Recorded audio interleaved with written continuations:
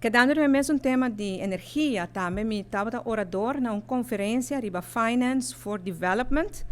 Essa aqui é uma conferência para trazer para diante como chegar na fundo para por cumprir com o plano que nós como 7 países chiquitos tem, países que têm deve alto de prometo pandemia, países que têm deve alto de pandemia também, e ainda vamos ser vai ter fundo grande de inversão para poder fazer transição de energia. Conferência Agri-Finance for Development estava bom, no qual me por trazer caso de Aruba para diante, e especialmente explica quão difícil está para nós como país que está parte do Reino Holandês. Reino Holandês é país que está fazendo donação na Nações Unidas, pois quão difícil está agora para nós ganhar fundo na Nações Unidas para por cumprir com os projetos.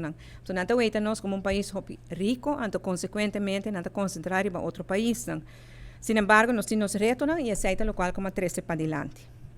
Ribe terreno aqui de energia, me digo bisa que tem hope elogio para Aruba, nanta bisa que nós hope elogio porque nós temos plan realístico, nós temos urgente alinhado em plan aqui, pois nós está riba é bom caminho.